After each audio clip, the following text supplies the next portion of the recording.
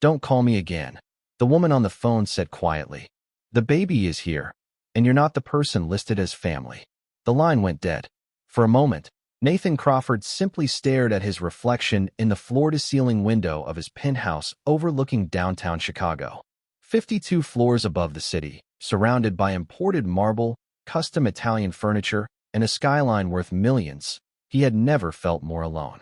The phone slipped from his hand onto the couch beside him.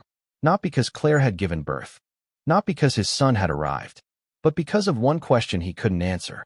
If he wasn't the person she called, then who was? 3 months earlier, Nathan would have laughed at the idea that anything involving Claire Whitmore could keep him awake at night. Claire was predictable, safe, loyal, the kind of wife who remembered birthdays, sent thoughtful texts, and waited patiently through endless business dinners. The kind of woman who built her entire life around someone else. Around him. At least, that's what he believed. And that belief was exactly where everything went wrong.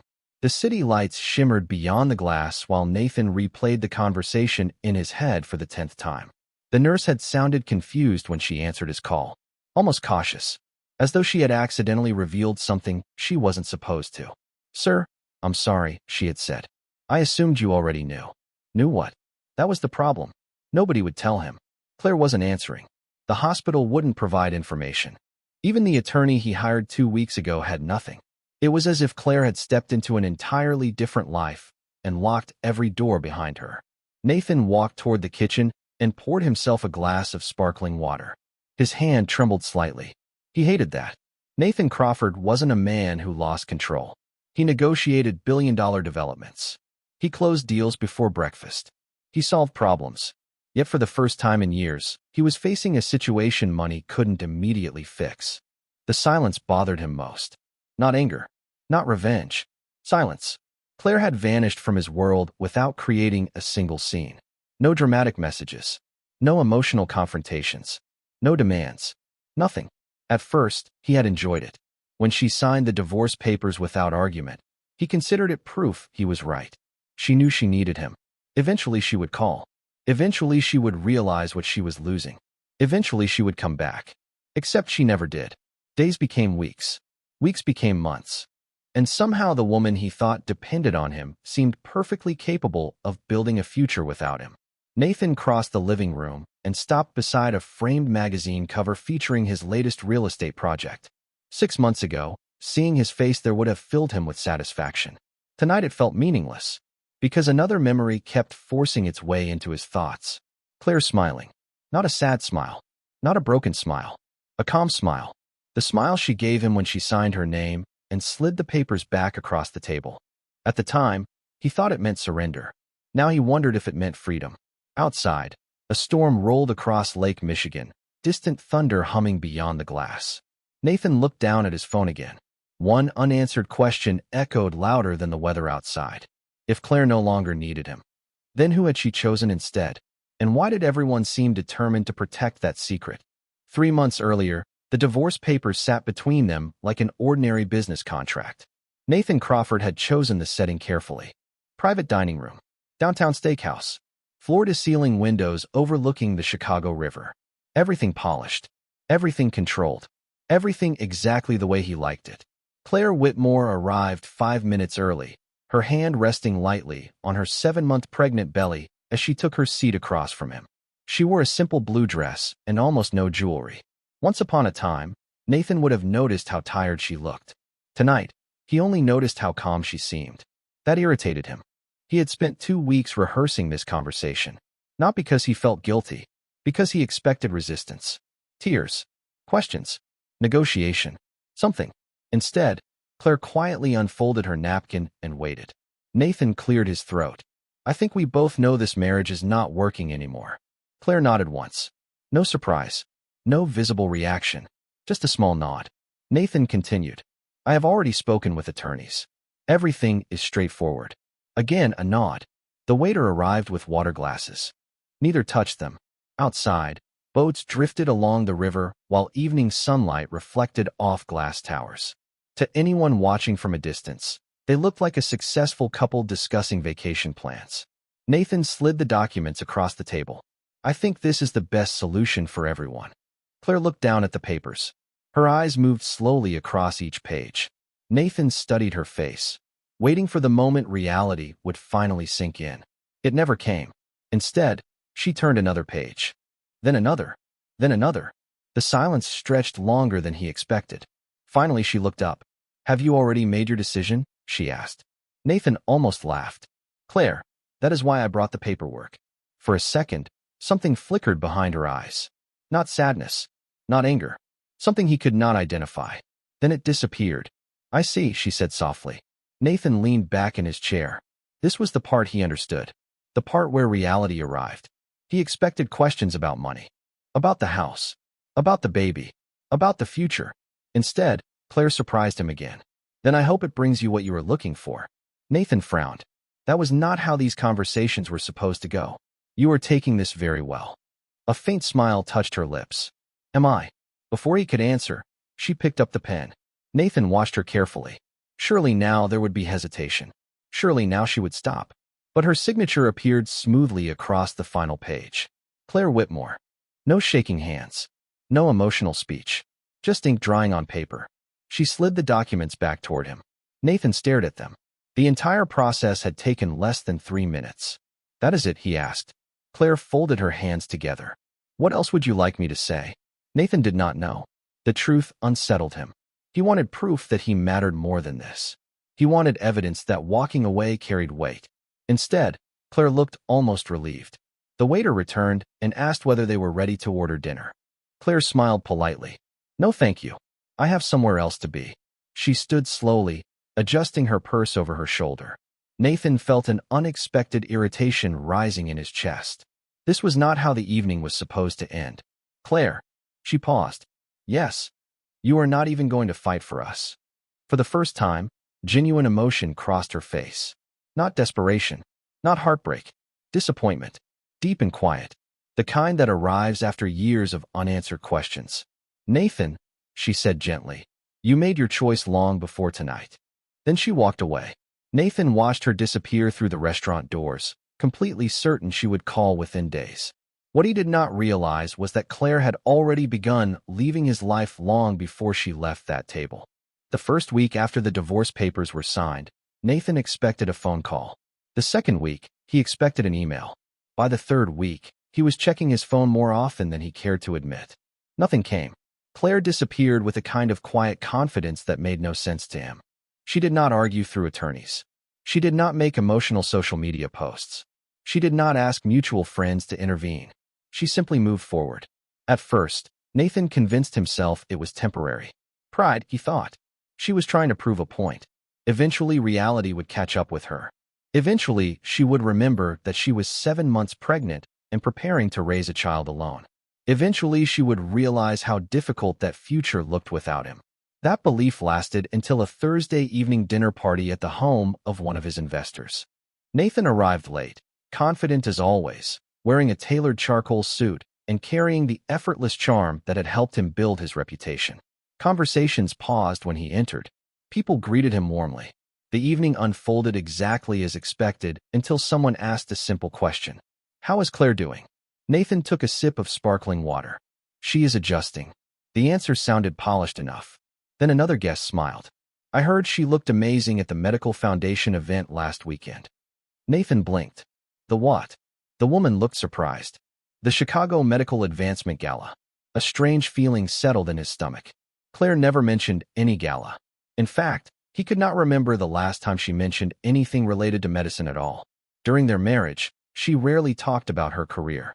Or perhaps he had simply stopped listening. The conversation moved on, but Nathan could not. On the drive home, curiosity followed him like a shadow. At a red light, he opened his phone and searched for photos from the event. Hundreds appeared. Doctors, researchers, donors, hospital executives. Then he saw her. Claire stood near the center of a group photograph beneath a crystal chandelier. She was smiling. Not the careful smile she wore during their marriage. Not the polite smile reserved for strangers. This one reached her eyes. She looked confident, comfortable, like someone returning home after a long absence. Nathan zoomed in. A name tag hung from her dress. Dr. Clare Whitmore. He stared at the screen. Doctor. The word should not have surprised him. He knew she attended medical school. He knew she worked in healthcare before they married.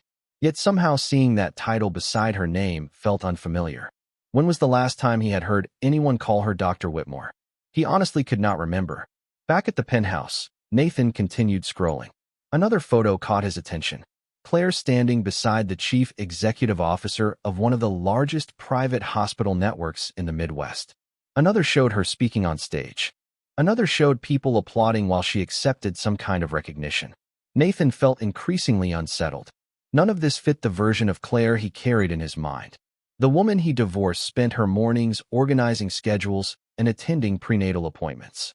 The woman in these photographs looked like someone with an entirely different life. Then he found an article. The headline made him stop breathing for a moment. It described Claire as a respected cardiovascular specialist returning to lead a major research initiative after several years away from the field. Returning. The word echoed inside his head. Not starting. Returning. Nathan leaned back slowly. For years, he had believed Claire gave up her career because she wanted a quieter life. Suddenly, another possibility emerged. What if she had not stepped away because she wanted to? What if she stepped away because she chose their marriage instead? And if that was true, what else had he completely failed to see? The article should not have bothered him as much as it did. Yet 2 days later, Nathan was still thinking about it.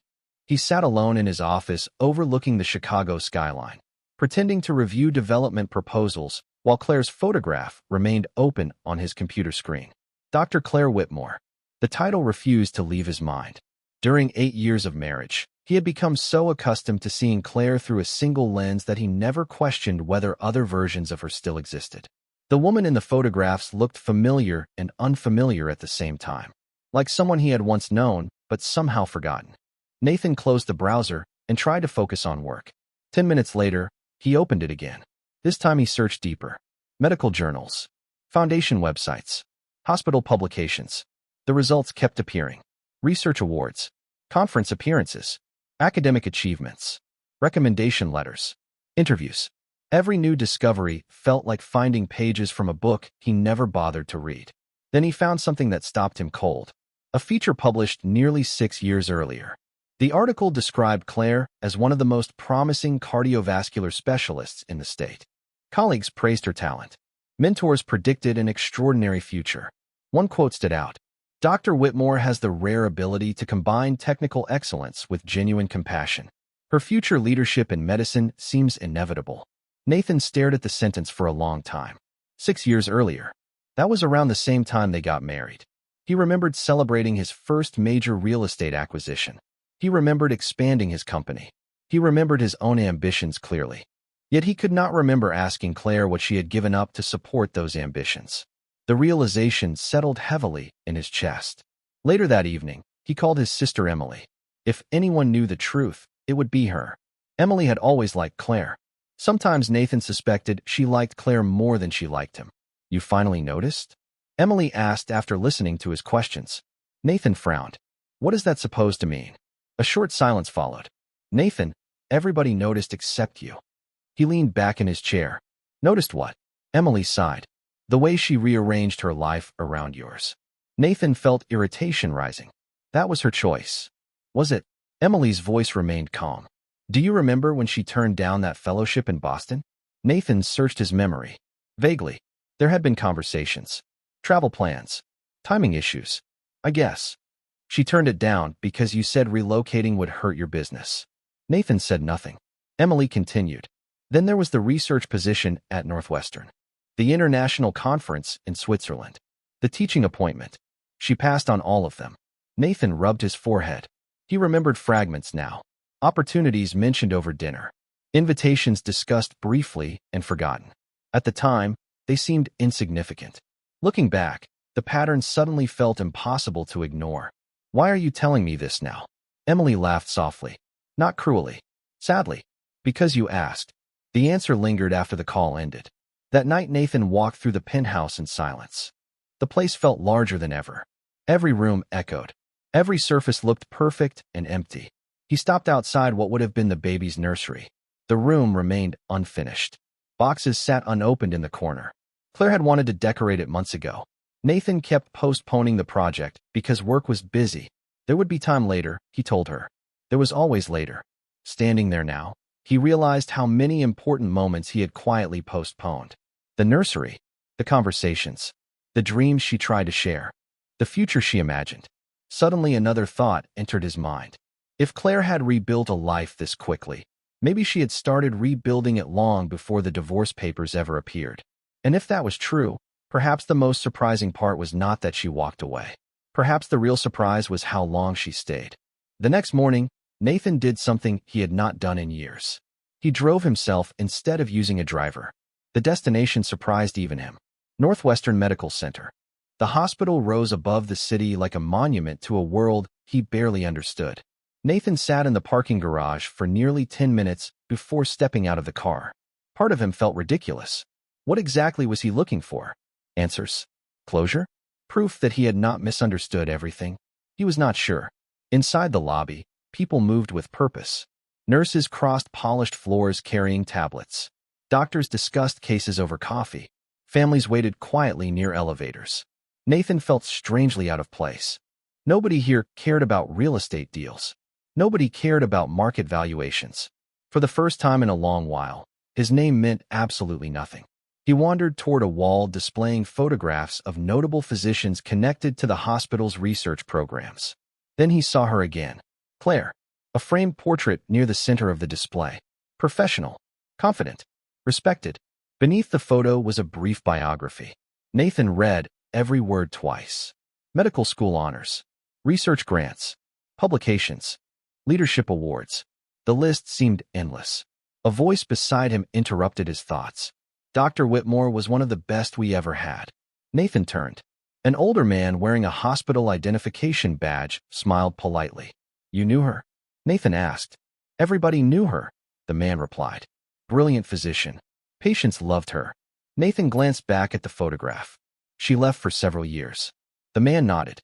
Yes, we were disappointed. He laughed softly. A lot of people tried convincing her to stay. Nathan felt a knot tighten in his chest. Why did she leave? The man looked genuinely confused. For her family, of course. The answer landed harder than Nathan expected. Family. Such a simple word. Yet hearing it from a stranger felt different. Real. Permanent. The man continued. I remember when she turned down that fellowship opportunity. People thought she was making a mistake professionally. But she always talked about supporting her husband. Nathan swallowed. Did she ever regret it? The man thought for a moment. Not publicly. Then he smiled. Claire never complained. At least not to us. After the conversation ended, Nathan remained standing there. Something about those words stayed with him. Not publicly. The more he learned about Claire, the more uncomfortable the picture became. Everyone seemed to know sacrifices she had made except him. Later that afternoon, Nathan found himself scrolling through old photos stored on his phone. Thousands of images filled the screen. Business launches, ribbon cuttings, luxury vacations, charity events, awards ceremonies. His life looked impressive from the outside. Then he noticed a pattern. Claire appeared in nearly all of them, standing beside him, smiling beside him, supporting him, celebrating him. Yet he struggled to find moments centered around her achievements. It was as though her accomplishments had gradually disappeared from the story while his occupied every page. Then he found a photograph from 5 years earlier. Claire stood in their kitchen holding an acceptance letter. He remembered taking the picture because she seemed excited about something. At the time, he barely looked at the document itself. Now he zoomed in.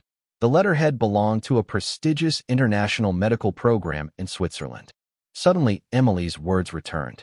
She passed on all of them. Nathan stared at the image for a long time. Claire's smile in that photograph looked different. Hopeful. Ambitious. Alive. A few minutes later, he checked the date. The photo had been taken 3 days before she declined the opportunity. 3 days before she chose him instead. For reasons he could not fully explain, Nathan felt something unfamiliar settle over him. Not anger. Not frustration. Regret. And for the first time, he began wondering whether the life Claire was rebuilding had never truly been new at all. Maybe it was simply the life she was supposed to have from the beginning. By the time autumn arrived, Nathan stopped searching for information and started noticing patterns. Claire seemed to be everywhere.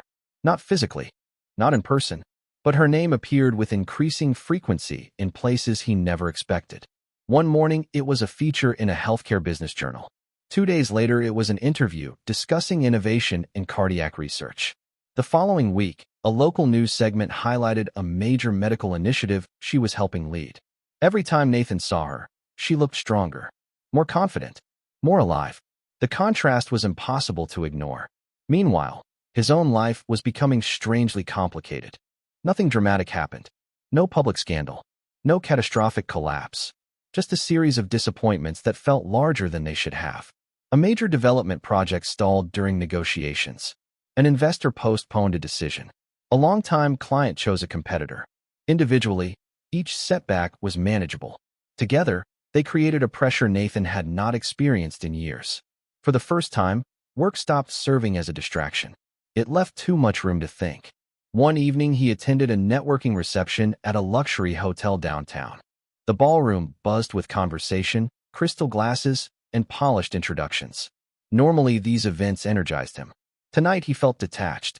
Halfway through the evening, he overheard two executives discussing a healthcare partnership. Then one of them mentioned Claire's name. Nathan remained perfectly still. "Dr. Whitmore," one man said. "She is incredible. We met last month. Sharpest person in the room." The other nodded immediately. "Everyone wants her involved right now. She has a reputation for getting results." Nathan looked away before either man noticed him listening. The words should have made him proud.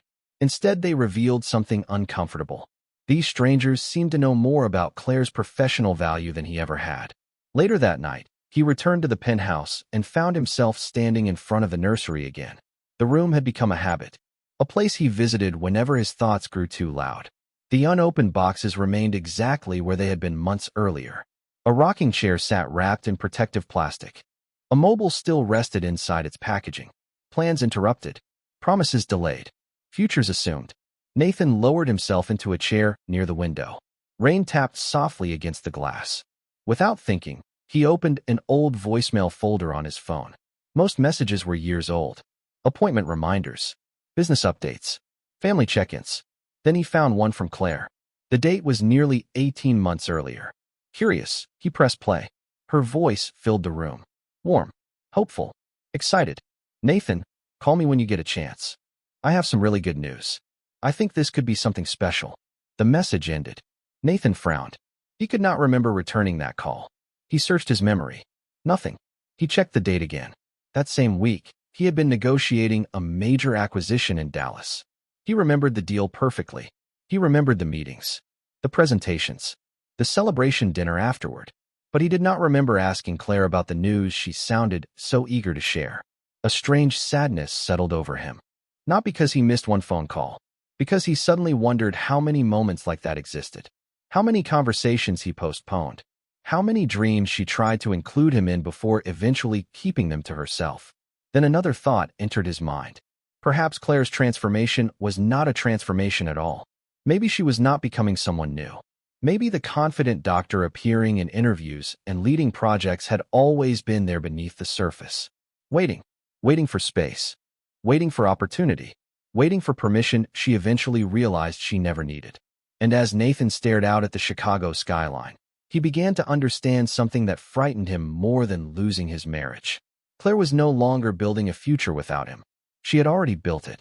The call came on a Monday morning, just after 8 o'clock. Nathan was reviewing financial reports when his chief operating officer entered the office without knocking.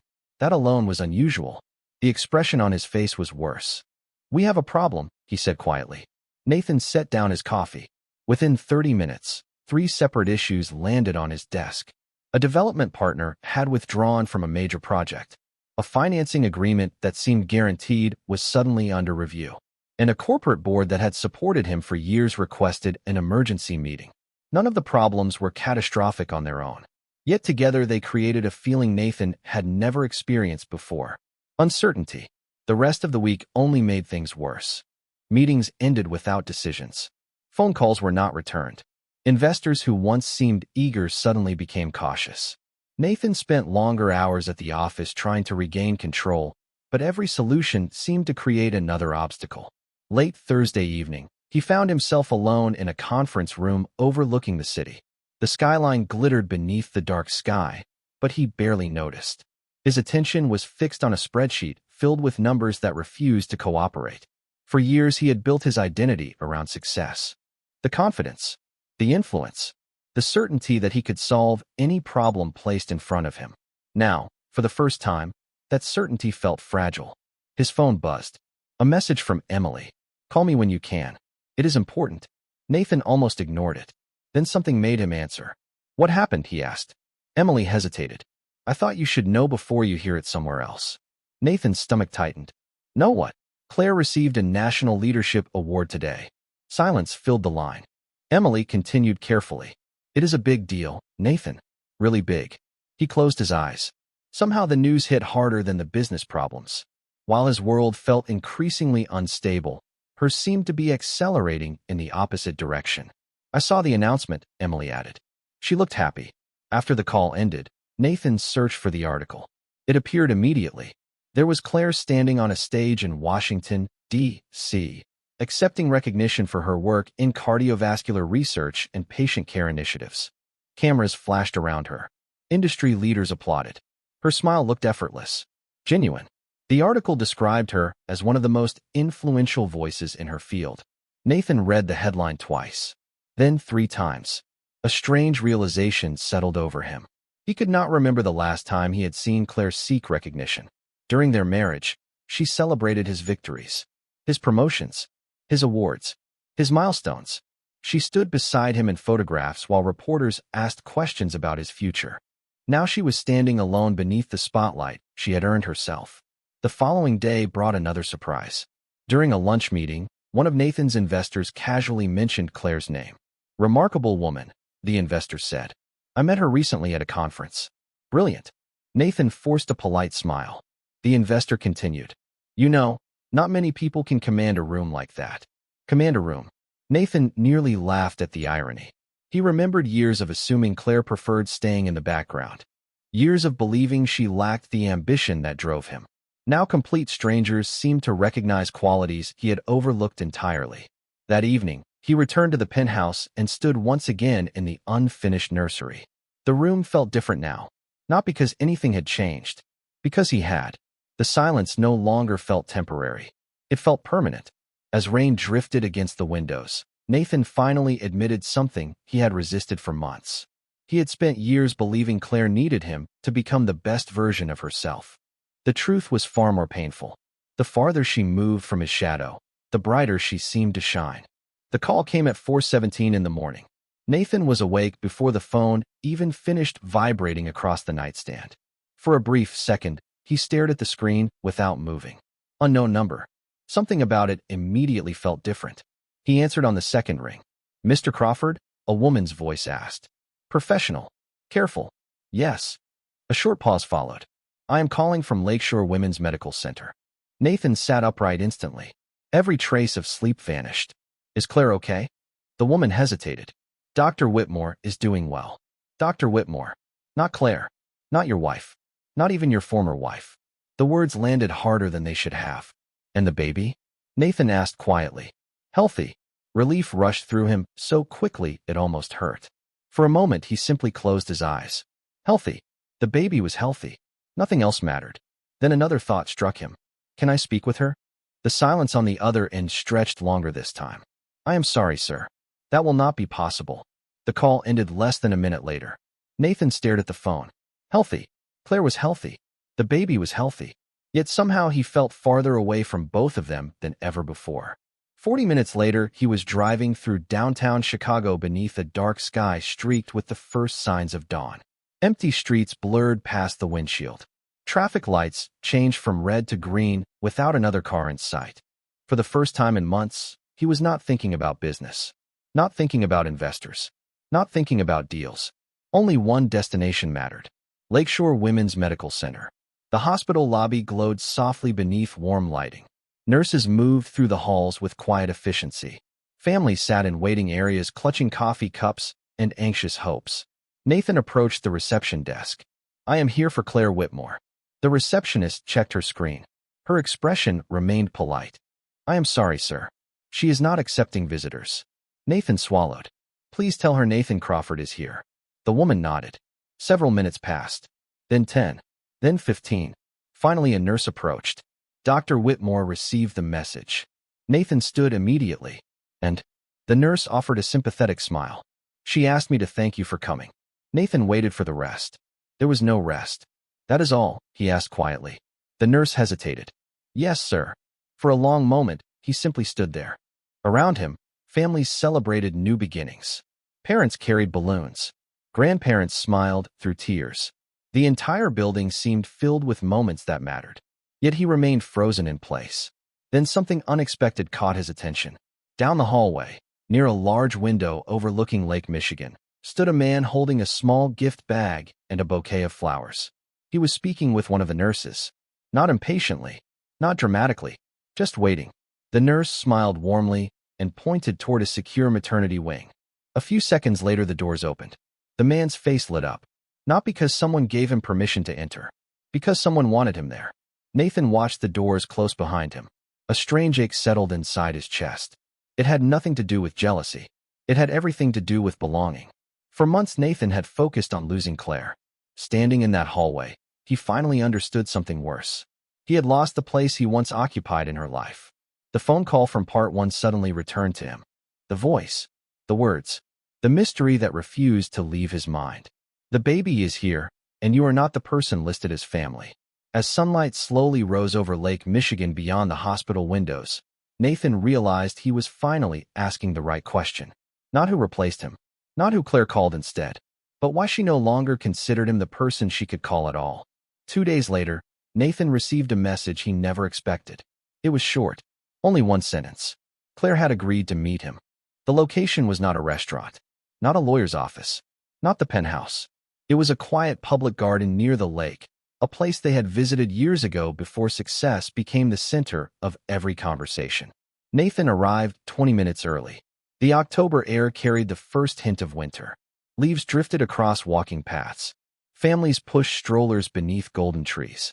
The scene felt ordinary, strangely ordinary. When Claire finally appeared, Nathan almost did not recognize her. Not because she looked different, because she looked complete. She wore a simple coat and carried a small diaper bag over one shoulder. There were no reporters, no awards, no audience, just Claire. For a moment, neither spoke. Then Nathan noticed the stroller beside her. His heart tightened. Somewhere inside that stroller was the child he had imagined meeting under entirely different circumstances. Claire followed his gaze. Her expression softened slightly. He is sleeping. Nathan nodded. Is he healthy? Very healthy. Relief washed through him again. Claire sat on a nearby bench. Nathan joined her, leaving respectful distance between them. The silence felt different now. Not hostile. Not awkward. Honest. Finally, Nathan spoke. I owe you an apology. Claire looked toward the lake instead of at him. For what? The question surprised him. There were too many answers. For not listening. For assuming things. For seeing only the version of you that fit into my life. Claire remained quiet. Nathan continued. I thought I understood who you were. A faint smile appeared. You understood part of who I was. The words stung because they were true. Nathan lowered his eyes. I spent months wondering who replaced me. Claire looked at him then. Really looked at him. Nobody replaced you, Nathan. He frowned. Then why? Claire took a slow breath. Because eventually, I stopped waiting. The answer hung between them. Simple. Devastating. She was not speaking about the divorce. She was speaking about years. Years of postponed conversations. Missed opportunities. Deferred dreams. Nathan felt the weight of every memory at once. Claire continued softly. Every time something mattered to me, there was always a reason to discuss it later. Later became months. Then years. She glanced toward the stroller. One day I realized I was building my life around someone who kept treating my future like an optional appointment. Nathan closed his eyes briefly. There was nothing to argue with. Nothing to defend. Because for the first time, he saw the story from her side. Not the story of a successful businessman losing his marriage. The story of a woman who spent years choosing someone who stopped choosing her back. After a long silence, Nathan asked the question that had haunted him since the hospital call. Why was I not listed as family? Claire looked down at her hands. Then she smiled sadly. Because family is not only about who should be there. It is about who actually is there. Nathan felt the truth settle quietly inside him. No anger. No bitterness. Just understanding. A few moments later, the baby stirred inside the stroller. Claire gently lifted him into her arms. Nathan stared at his son for the first time. Tiny fingers, curious eyes, a brand new beginning. Claire noticed the emotion on his face. You can be part of his life, Nathan. Hope flickered inside him. Really, if you are willing to show up. Not with promises. Not with money. Not with explanations. Show up. The simplest request. The one thing he had failed to do for years. As the afternoon sun reflected across the lake, Nathan understood the lesson he had spent months chasing. Claire never needed him to survive. She never needed him to complete her. What she needed was partnership, attention, and love. Things far more valuable than anything his bank account could provide. And as he watched her walk away with their son, Nathan finally accepted a truth that would stay with him for the rest of his life. Some people do not leave because they stop loving you. They leave because they finally learn to love themselves enough not to stay where they are unseen.